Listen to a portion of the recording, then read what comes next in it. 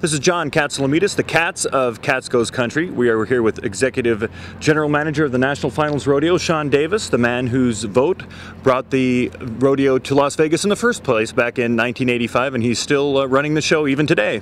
What was behind the vote that you cast in 1984 that brought the NFR to the city of Las Vegas a year later? Why did you vote the way you did, and what was the story behind that?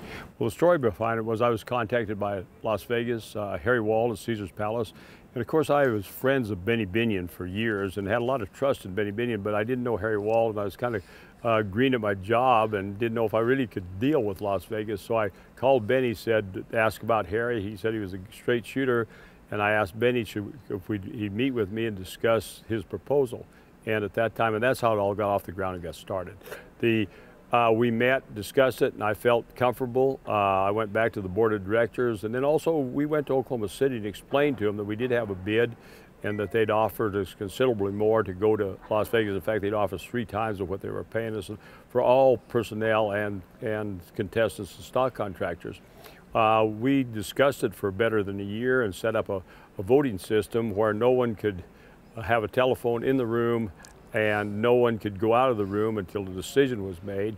And we asked each voting entity to come in and make their proposal. And at the end of that, we'd have a straw vote. And then after the straw vote, we'd have them come back in and ask any questions. And if they wanted to change anything, they could do that.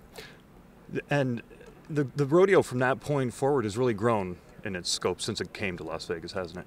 Oh, it's growing. You know, of course, in Oklahoma City we had 12,500 seats. Here we had 17,500, which gave us the growth.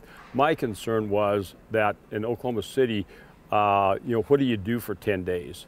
You know, if you've been there and you're just there for rodeo, and how do you entertain your spectators for 10 days? It was difficult.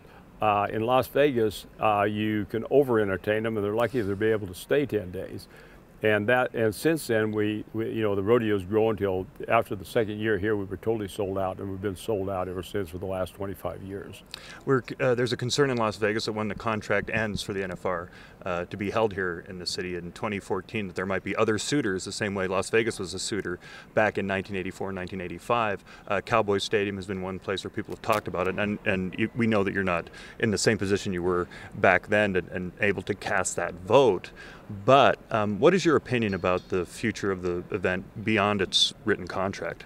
Well, I think that there's something that's real important here. The fact that the size of this building, even though we complain about it and oversold, is important.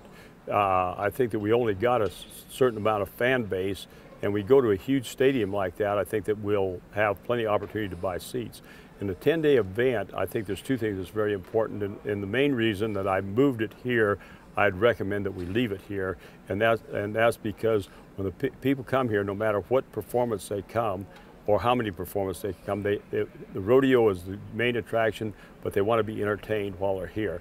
And if they're here 3 days, if they're tough enough to stay any longer than that, they're satisfied when they leave. I don't know if any other city can provide that.